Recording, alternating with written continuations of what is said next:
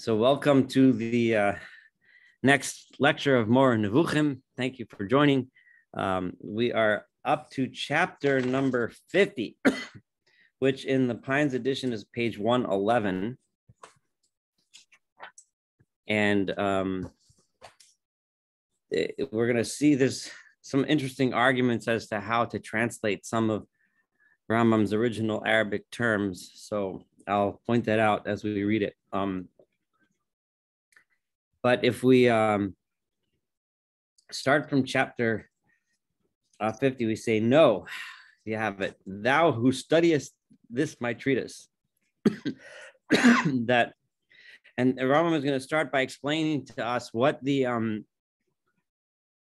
difference is between knowing something and perceiving it or figuring it out or so on. So this term here that Pines translates as belief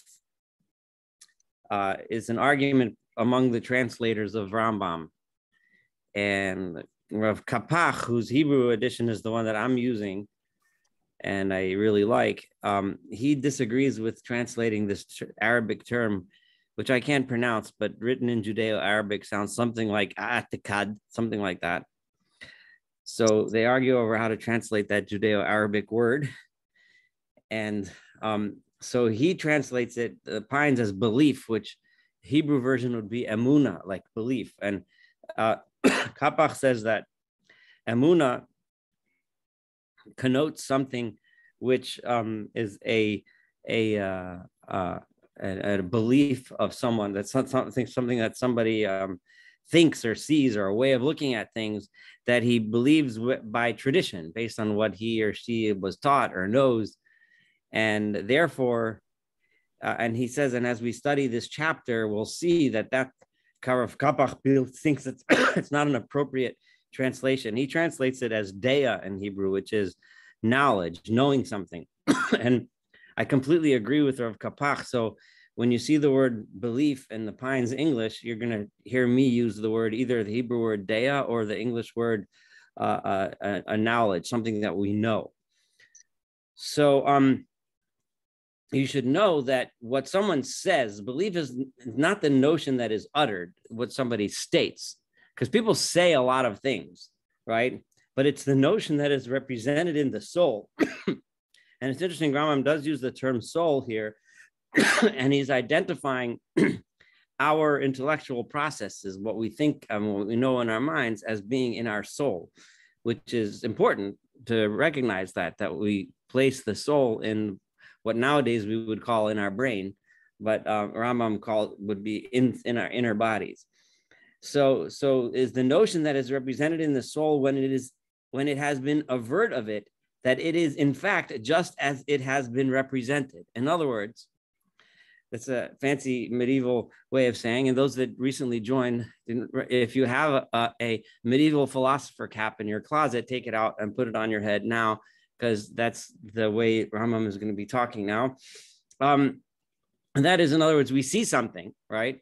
Whatever it is that we see, and then we make assumptions, and we derive certain things out of what we see. We assess it in a certain way, and then when we somehow prove it to ourselves, either, I don't know, by doing experiments, or simply, some people have, higher standards of proof than others, but to some, we prove it to ourselves, and then in our mind, we believe it, and then we know it, right? And I chose the word know it for a reason. So, we look outside, we see it's raining, right?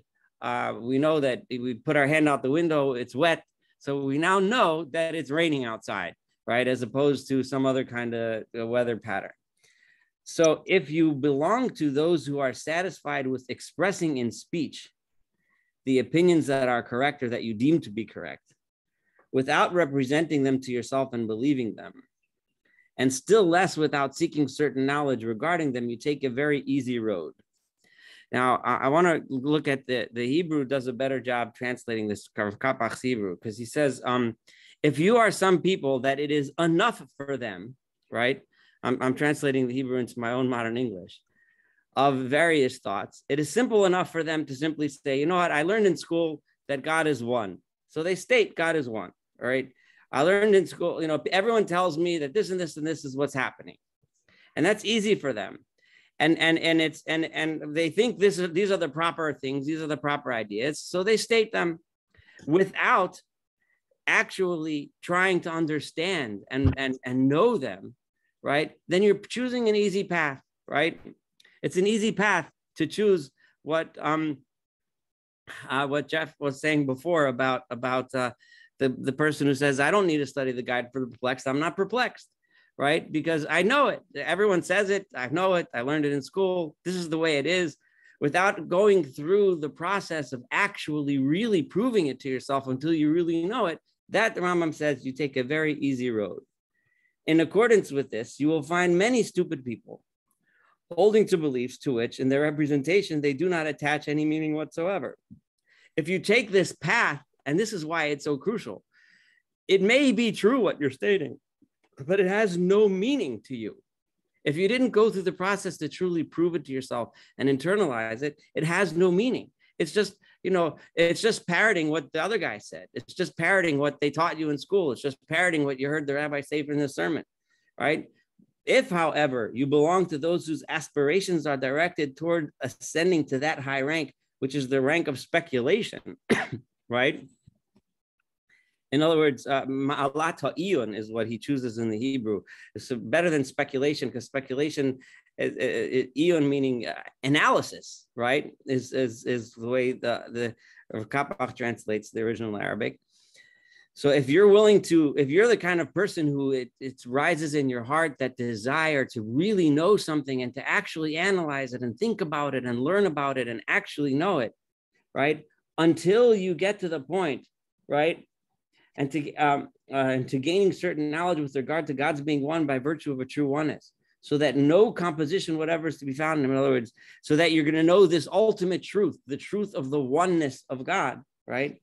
And no possibility of division in any way whatsoever. You can't divide up God into parts or pieces or ways he is, or ways you see him, or ways and so on. Then you must know that he, may he be exalted, has in no way and in no mode any essential attribute that we can't even say God has certain attributes. God has certain things about him. Like, in other words, which would tend to say sometimes he acts like this, sometimes he acts like that. That in and of itself is starting to make these divisions.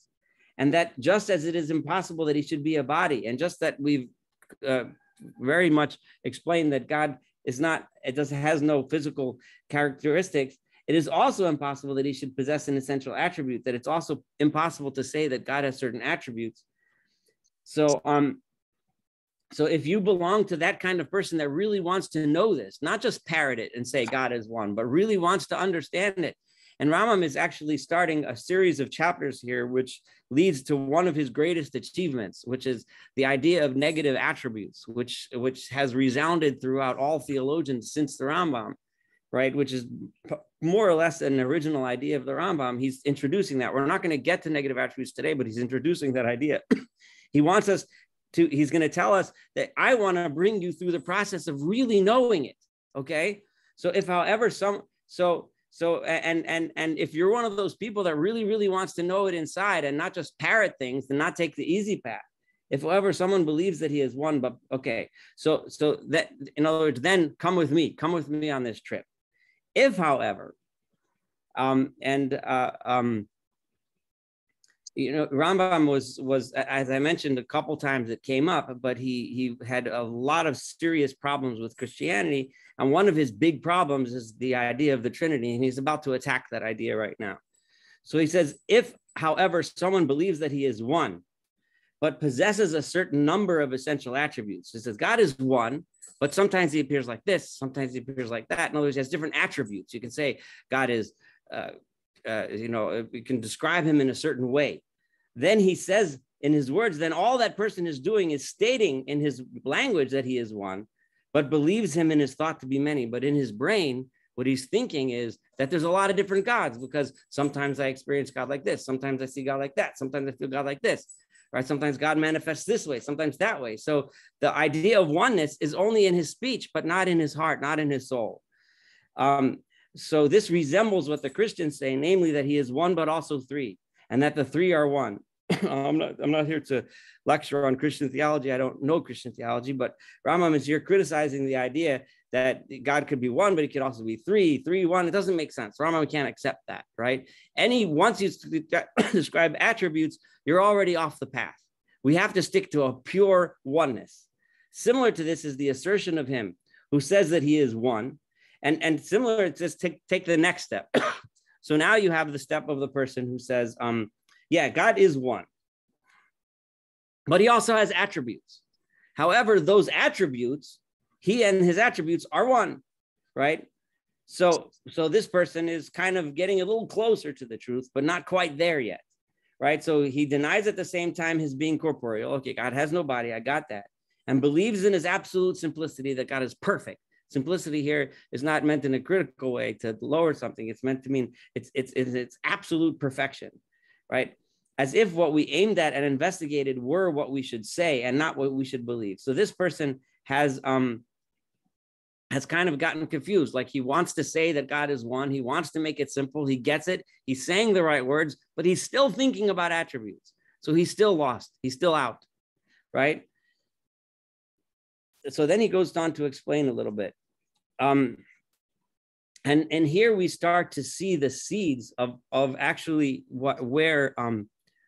how the religious philosophers, and not just the Jewish ones like Maimonides, but other religious philosophers really gave birth to what's called science. A lot of people when they talk about the history of science, talk about how if not for the religious thinkers, there wouldn't have been a basis for us to think about a scientific method. And Rambam, what he's going to say now is going to sound so much like that it's just fascinating. It says, for there is no belief except after a representation. You can't believe something until you see it, meaning you can't believe it until you prove it. In the Hebrew translation, it's a better one at that.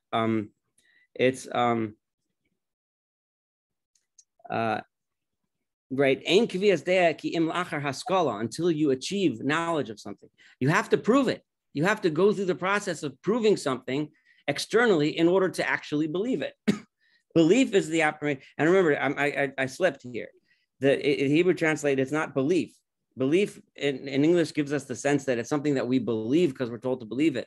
But the actual better word is knowledge. There was no knowledge. There is no idea that a person can attain inside without having a representation. But knowledge is the affirmation that what has been represented is outside the mind, just as it has been represented in the mind, meaning the concepts, the rules. Nowadays, we would call them sometimes scientific rules and laws, right? That we conceive of and we understand and we learn, and then we look outside into the evidence and we see that those rules and laws work. That is the purity of an idea. And that's the only thing that Rambam will accept. So if you're going to talk the talk, but deep inside you're thinking things of God going in all different kinds of places and ways, then you're not all there yet. All you know is how to talk the talk about God being one, but you don't really have it deep inside. So if together with this knowledge, remember I'm using the word knowledge instead of belief, one realizes that a knowledge different from it is in no way possible, and that no starting point can be found in the mind for a rejection of this knowledge, or for the supposition that a different knowledge is possible, then there is certainty.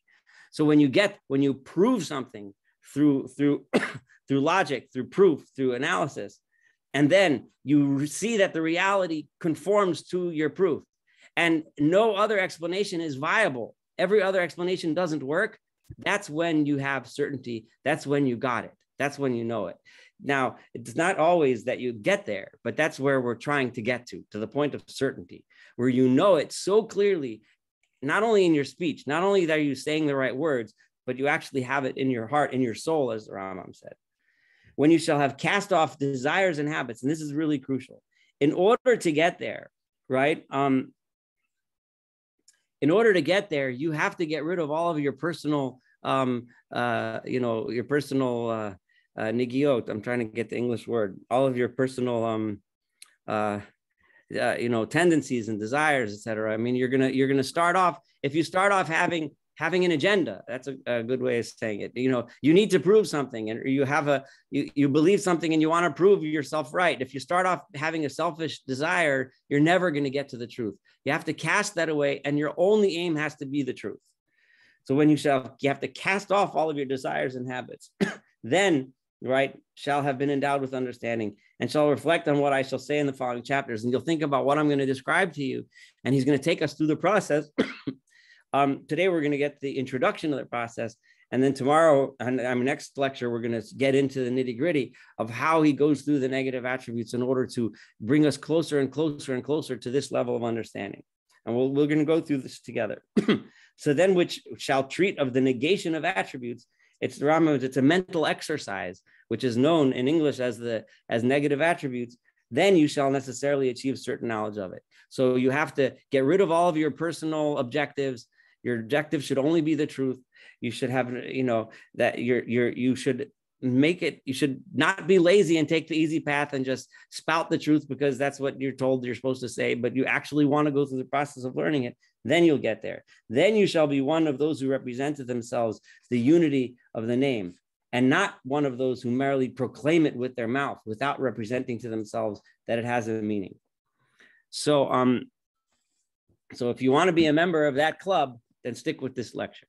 Okay. So, and that's a very lofty club, and hopefully all of us will get there together. Now, with regard to men of this category, in other words, who were those people that just say things but don't get it?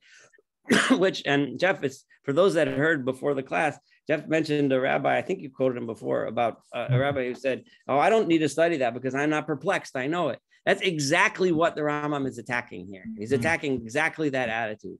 The person who says, now, I want you to know that this is very clearly Rambam's view and understanding.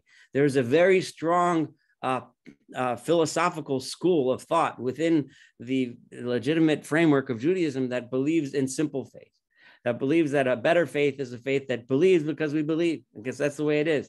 And I'm not here to argue which one is right or wrong, but this is a class about Maimonides, so we're learning Maimonides' approach. Maimonides would say, and he's about to bring verses to back himself up, that someone who chooses that approach he didn't say he's bad, he just said he's taking the easy road, right? Like the Rambam said, that guy's taking the easy road. He's going to parrot the right words, but he's never really going to get to the level that I want to get you to if you hang on and study with us together. Well, so, stupid, he calls it stupid, the translation here. Yeah, he does. He does say the word stupid. Let me see what the Hebrew said. Yeah, the Hebrew said, he says pita'im, which is fools.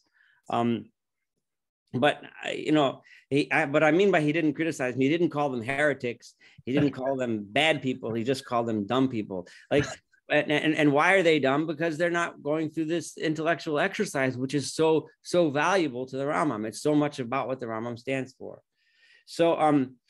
So with regard to men of this category, and he brings a verse, those that just simply talk is the verse from Jeremiah where he criticizes the people and says, Jeremiah is talking to God. He says, God, you are very close to them in their mouths. They talk about God all the time. But God, you're not inside their, kilyosem literally means inside their kidneys, but it means you're not in their kishkis, you're not in their body, you're not in their souls, right? The people can walk around talking God this, God that, but in their souls, you're just not there, right? And that's what the Rambam is saying. That's what those people that just speak the speech, but don't have it. But rather, don't take that path. But men ought rather belong to the category of those who represent the truth to themselves. And this translation represent is not so good. The Hebrew says it better. That Kapach translates it better. Those that prove it to themselves. Maskile ha'emes. Maskile means maskil is a person that achieves the knowledge, right? And understand it, even if they do not utter it. And it's the opposite. The real person is the one who has the knowledge in his heart, but doesn't bother saying it. There's no need to walk around yapping about how religious you are. That doesn't accomplish nothing. Such as the famous verse in Psalms, which it says, in Hebrew, it says, Imru bilavavchem, speak in your hearts al mishkavchem, when you're upon your couches, v'domu sela, and just be quiet. Just be silent. In other words, a true religious person that feels it in his heart doesn't need to go around talking about how he knows the truth, how he understands the concepts of God. It's the opposite of the guy that talks and talks and talks, but doesn't really know inside what he's talking about. So, so the Rambam introduces us to the fact that he's about to lead us on an intellectual odyssey of proving of the oneness of God and helping us understand what it means. And while it's has a lot of it's philosophical and logic, but it's going to have a very it's emotional too. You feel it as we go through this odyssey. But before we do it, this is the end of a chapter. I'll stop the floor and ask for comments, questions, etc. If nobody wants to say anything, I'll go on. Any questions?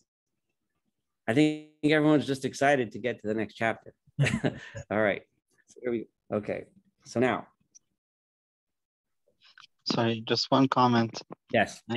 This isn't the only area that the Maimonides tells us to forget everything that we learned. Like, you know, in the law of war, he says that he must forget about his family and his friends and his townsmen.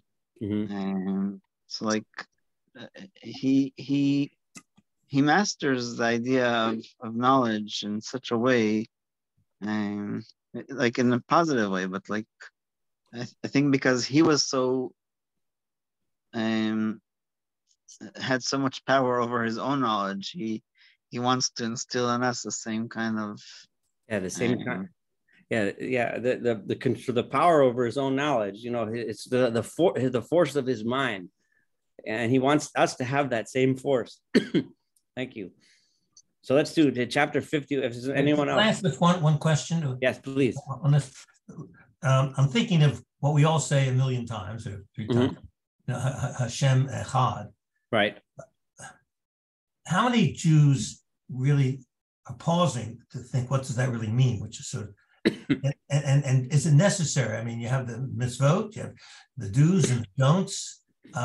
Why is it so essential to fully understand what it means? If the directive, I'm thinking of Ecclesiastes, you know, when everything is said and done, he closes it with all these. So remember, it was a couple chapters back where Rambam said that for the simple folk, right, it's okay for them as long as they get certain basics, right? If you're not educated enough, you're not smart enough, and all you know is that God is not corporeal and God is one, and so on, then that's fine, right? Right. In this case, he said, you know, if you want to be one of those two, I guess he figures if you got to chapter 50 by now, then you're probably not one of those people. You know, so by now you're probably one of those guys that really is going to get through it. But you're right. No, Rambam he never calls those people bad people, right? He just considers them the riffraff, the common folk. Oh, well, he calls them fools. Here he does, yes. But I think it's more in the context of if that's how you choose to be, fine, be a fool. But many people never make that choice. Many people are simply not, either they don't have the educational background or they don't have the intellectual capacity to go farther than that. And here, you know, I don't get the overall sense from the book that he considers people that aren't smart enough to go through this to be bad in any way. They're just not. They just never achieved this level of holiness, this level of intellectual achievement that he wants to help us get to. Does that make sense? Yeah. No. Except I'm just thinking of, you are, God is holy. You should be holy. I'm thinking of. He's gonna holiness and intellectual prowess is something I have difficulty. But when he gets to negative attributes, he's going to have to deal with the fact that the Torah describes God with attributes, right? The most famous are the 13 attributes of mercy, right? So Rambam, he was educated. He knew that verse. So but we'll deal with that. Okay. All right. Thank you. So there are many things in existence. So we're hitting chapter 51. I hope I can get through the chapter now. But here goes. That are clear and manifest. I'm going to tell you as a philosopher, and we're going to see this now, Rambam did not really like philosophers who made up philosophies or who developed philosophies that in clever ways denied that which we know to be real. So I'll give you an example. The whole idea, like we say from, I don't know, Descartes, I think, therefore I am. So as people like to kind of play these games, well, what if everything I'm seeing is just imaginary, right? What if, this table that I'm sitting at is not really a table. I'm just feeling it because my brain is playing tricks on me and making me think I'm feeling it, et cetera, et cetera. What if you are not, all the people listening to this lecture on Zoom are not, people that play like philosophical games like that. Rambam didn't really like that. He says, and he's about to go into this in detail, but just when people try to play philosophical games to say that which is real and that which we see and that which we know to be true is not really true, he doesn't buy those kinds of philosophies. He thinks they're just playing games. So and we also have to remember that the Rambam was an Aristotelian. So in his mind, what Aristotle said was the be all and end all of science of his era. And we touched on this a little bit, what Rambam would have said had he lived in our century. Of course, that's a game we can all play, but no one knows, right? But I assume, and I'll argue that he would have advanced with science, just like science advanced long past Aristotle. But those are subjects, but we can talk about. But here he's going to say there are many things in existence that are clear and manifest, that are just obvious, primary intelligibles, right? Muskalim rishonim in Hebrew translation. Muchashim, we can sense them, we could feel them. These are primary intelligibles that we all know, that none of us are going to argue about. They're perceived by the senses. And in addition, the things that come near to these in respect to their clarity. Some things might not be primary intelligibles, but they're close. They're really close. Like we're very convinced that these things are real. If man has been left as he naturally is, he would not have needed a proof of them. For instance, for the existence of motion. Now, this goes back to an old Greek argument as to whether motion is real. Because if one wants to play mental tricks, one can develop a whole system in which the motion that we're visualizing, that we're seeing, isn't really motion. It's all because it's all relative. It depends on who's moving, right? Is the sun going around the earth? Is it going on? It's in other words, you can play all kinds of mental gymnastics, right? To say that we're really not moving, right? So, or for the existence of man's ability to act. And here I'm specifically talking about, do we have any choice as to what we do, right? So those that would argue against free will, and nowadays it's be a much more sophisticated argument. You can argue through evolutionary mechanisms, through biochemical mechanisms, and all kinds of physiologic mechanisms that none of us really have any choices in the matter. We're pre-programmed to just walk through our lives and do everything it is that we do all the time because of all these other influences, and we don't have any control over our actions, right? So, so the existence of man's ability to act. So people. But you and I know, Rambam says, that people do have a choice, right? But you can make up all kinds of mental arguments to say that people don't, right? This isn't the last we're going to hear of Rambam and free choice, but he's introducing a list of ideas. So it's something to start, getting our brains working here. The manifestations of generation and corruption, the idea that, which is similar to the modern idea that, energy can't be consumed, it's just changed from one form to another. So generation and corruption is the old Greek philosophical idea that everything, that all matter, it grows into one form and then that form goes and then goes to another form and so on. It gets ruined and it dies and then it comes back as a different form and so on. Or the natures of the things that are apparent to the senses, things that were obvious the way we sense them. So like the hotness of fire, the coldness of water, and many other things of this kind. So these are things that are obvious to us. We know that we put our hand to fire, it's hot. We put our hand in ice, it's cold, right? Yet, since strange opinions have arisen, but people over time have come up with all of these philosophical tricks and games to try to convince us that this stuff isn't real. And Rambam says that all these people arose either to people who just made mistakes, they're just making mistakes, or to people who acted with some end in view. They had a purpose in mind when they told us this. Like those of us that tell us that the people have no free choice may have an end in mind. And you can imagine what that end in mind will be, to absolve themselves of responsibility for the actions that they do, right? If I'm not in control of what I do, then I could do whatever I want, then can't blame me, right? So that professing such an opinion, they ran, but when they keep making, but they make these claims, but then the evidence, the obvious evidence is against them. So it ran counter to the nature of existence, and it denied a sensibly perceived thing, right?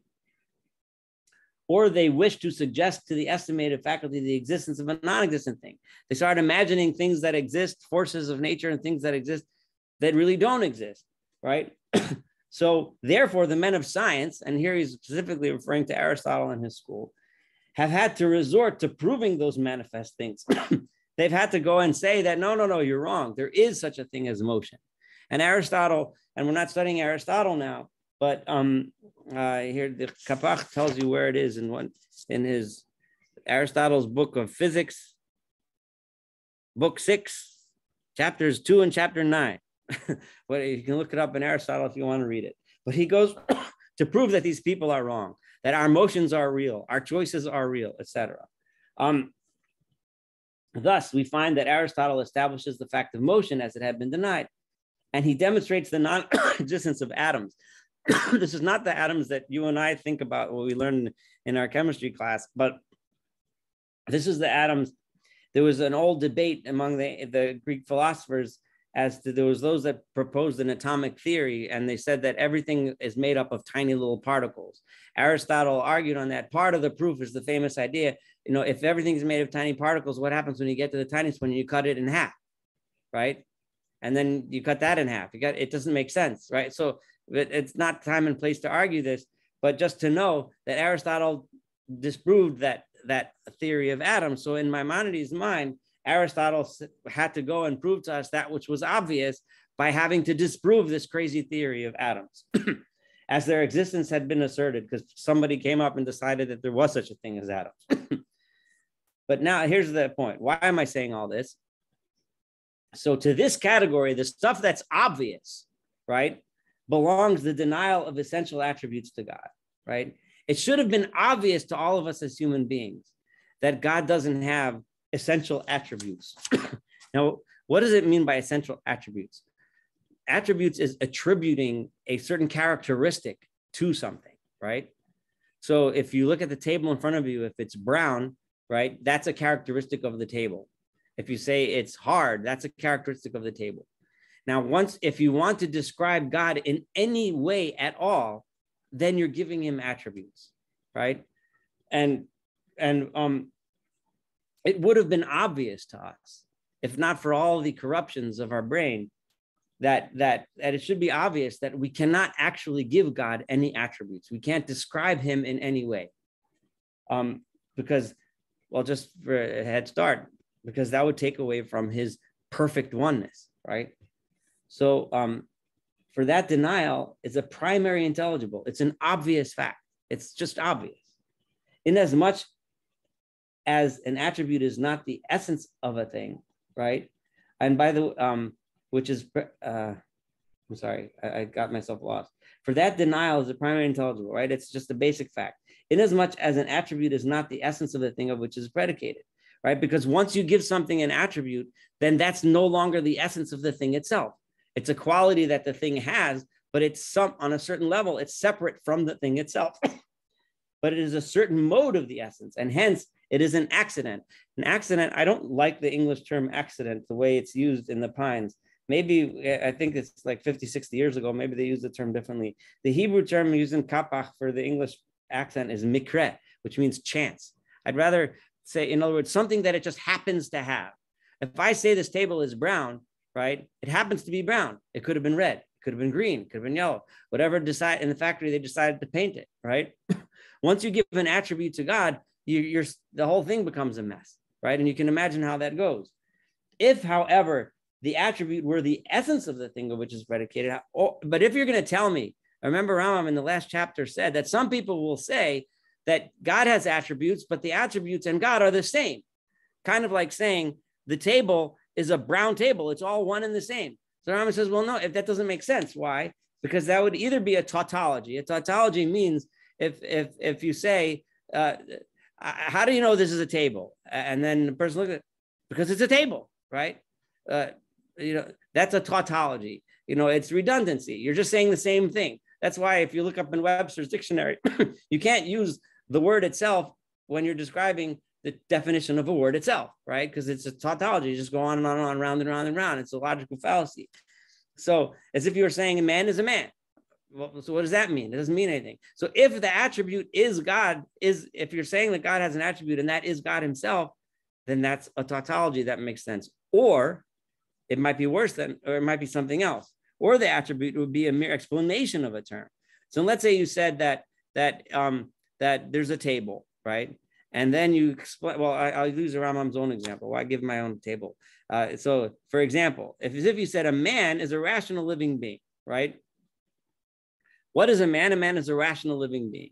In Rambam's mind, that's what makes a man as opposed to an animal, right? If you want to describe a giraffe or a hippopotamus, you describe their characteristics, right? But if you want to describe the difference between a man and an animal, you'll say a man is an animal, because basically we're basically an animal, but we're rational. We have the capacity for rational thought. That's what makes us a man as opposed to an animal, right? So for being a rational animal is the essence and true reality of man. So by saying that attribute, you're not really saying anything different. You're not saying an attribute. You're just describing what you're talking about. So for there does not exist in this case the third notion, apart from those of animal and of rational, that constitutes man, right? For man is the being of which life and rationality are predicated. So thus, those attributes merely signify an explanation of a term and nothing else. So either you're just saying the same thing over and over again, or you're just describing the same thing over and over again. But regardless, when you attribute an attribute, I would just did a tautology myself, right? To God, it just doesn't make sense. It doesn't work, right? It can't be, okay? So it is as if you said the thing denoted by the term man is the thing composed of life and rationality. So again, I'm going around in circles, but that's the point he's trying to make. It is then clear that, so therefore, an attribute may be only one of two things. It can't be the things I just said. So either it is the essence of the thing, in which case you're just going around in circles, right? Or it's something separate, right? And if it's, so we in this respect do not consider it impossible to, so if the attribute is the description of God's essence itself, then that's not impossible. That could be. But it is impossible to be in any other respect. It is impossible if the attribute is anything other than just another word for God, then it can't work. Or the attribute is different from the thing of which is predicated, being a notion super added to that thing. This would lead to the conclusion, if you go that route, then you'd be thinking that an attribute is a mikra, which belongs to the essence, which can't be. So I'm going to say it in just one simple sentence. The bottom line is that the fact that God has no attributes and can't be described with attributes is a primary intelligible, something that we should know. It should be obvious, but people, we've screwed it up, right? And why is that? Because if you're going to tell me that the attribute is God, then you're just saying the same word over and over again. So you just don't bother, get out of the room. I don't need to listen to that, right? If you're telling me that it's something separate from God, if you're telling me that it's a description of God, all right, fine, whatever. But you're still going round and round and round in circles. If you're telling me that an attribute is anything else, then it can't apply to him. Then we're not allowed to use it. It's against our religion to do that. So therefore, that's where he's up to. So I hope that makes sense. I'm going to stop and see if people have comments, because we kind of got to let that sink in as we go through this mental exercise. So go ahead. I see a hand raised. I'm not sure why I'm not hearing. So it's me. Yes. When Abraham argues with God, Sodom and Gomorrah, can you hear me? Yeah, we had two people speaking at the same time. Go ahead. Okay. All right, Jeff, you can go ahead. Finish. Okay. When Abraham's arguing with God, are you just? Is that what Maimonides says? You can't put an attribute to God. That argument is because the question of whether God is just is an important quality that is put on the table. Why are we? So what's wrong with that? So so the basic idea, and this is going to come up in a lot of different ways, is and this is the exercise that we're going through, is the idea that we experience God as just, right? but to describe God and give that to him as an attribute. See, justice is one of the 13 attributes. So so I want to okay. I'll withdraw the question. yeah, you can withdraw your question, because that's the mental exercise we're going to be going through, right? Is how we can approach. Well, he's going to prove to us that God has. We can't use attributes to describe God's essence, but we can use attributes to describe how we experience it and how God relates to the world.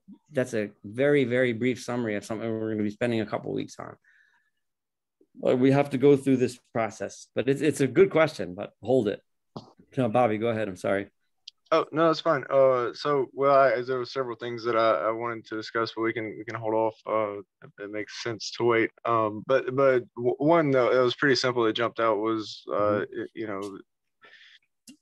in the beginning, we or at least Adam, we gotta assume we look pretty similar to Adam, right? Was made in God's image or in the image of the heavenly entities that were there present during that conversation, at least, however you want to look at it, or whatever your belief about that is. I'm not trying to get into that, but we were made in the image of God, basically. And so that's one thing that, when you talk about the essence of man, more importantly than the few things that separate us between a chimpanzee is the fact that the chimpanzee wasn't made, or at least we don't have scripture that says the chimp was made in the image of God. So, I don't know how important that is in the conversation about trying to because that's not necessarily putting a certain, description on God. It's kind of a reverse way of looking at whether or not there is any type, if it's just a blank vapor type situation, or if there is any actual physical form that can take place, or if it did, what it would like.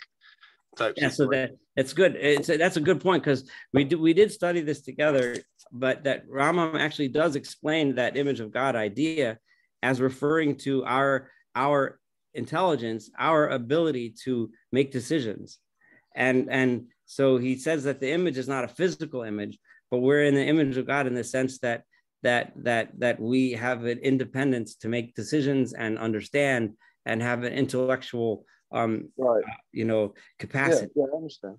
Because as a physical thing, we really are basically chimpanzees without fur, but what makes us different is our capacity and ability to have that. And that's what Rambam did say, that's what it meant by being in the image of God. Right. But so I guess it's just what the only thing that I would struggle with is trying to by saying that God isn't any one thing ever at any point. It kind of limits or puts a limitation on what you believe God would be capable of. Whether God could present himself as a whirlwind or a flame in a bush, or or if that's just something that he created without ever making any representation of himself, and then how that would be interpreted by the one who saw it, or the vision, or if it was a vision or an actual real thing. I know we studied all this also. Yeah, well, this is you're bringing up a really good point, because, and thanks for bringing it up, because the idea that by going through this process of negative attributes, which is saying God is not this and God is not this and God is not that, on the one hand, it feels like we're limiting him, right? We're saying, oh, he's not this, he's not that. So he becomes less and less and less and less and less. But the experience that Rambam is going to bring us through is he's going to say he's not this, he's not this, he's not that, because those things, no matter how great they are, they're still human things that we're thinking about, right?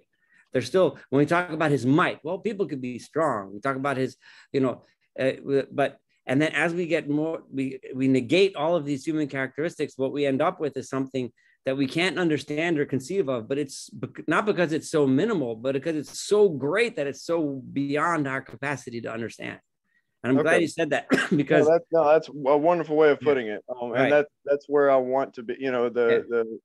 That's what feels right, is that it's incomprehensible. It's incomprehensible. We weren't designed to understand fully. Right. And to the extent that the Torah uses adjectives that describe God in powerful, mighty ways, Rambam explained that the Torah doesn't choose to describe him in minimalistic ways. It doesn't attribute to him things that make him sound weak, because it wants to impress us. But that's just the very, very surface level. Beyond that surface level, we're supposed to look past that and say, when it said that God has an outstretched arm, doesn't mean he's so great because his arm can reach across, several hundred miles, and our arms only reach, 3 feet, right? It means that God is so great that that the concept of reaching is beyond him. It's something different entirely. But yeah, I'm glad you brought that up. I don't know that I have time to even finish this chapter. I think we're going to have to continue this next week. So I'm up to the paragraph now by denying. It's actually not a bad stopping point because he's going to get more intensely in some more medieval philosophical stuff, and it's going to be fun. And we're going to, when we finish the next few chapters, you're going to have a really good idea of what the idea of negative attributes is. Any questions or comments anymore before we close up? So we do have in the Siddur expressions of God, Adon Hashem, Hashem, El Rachum, V'chanun. All these are positive statements, aren't they? Absolutely. What did Rambam think of? So that's a really good question. Those are the 13 attributes of mercy, right? Hashem, Hashem, Kel Rachum, V'chanun. Those are the 13 attributes I was referring to, right? Yeah. And those why we describe God with those attributes of being all merciful and kind and compassionate and so on are how that fits into Rambam just telling us that we can't give God attributes. It's a great question, but Rambam is going to deal with that head on, and it's going to all fall together. I promise. Okay. I mean, he's specifically choosing the term attributes because he wants to aim at that. That's the heart of Jewish liturgy is the 13 attributes of mercy, right? So so Rambam is very aware of that, and it's going to be a basic building block of this entire building he's going to build for us. Okay, thank you. All right. What else? Anything else? Okay. All right. So we'll be here same time next week. Thank you for coming. And it was a wonderful day. Thank you. Yeah. All right.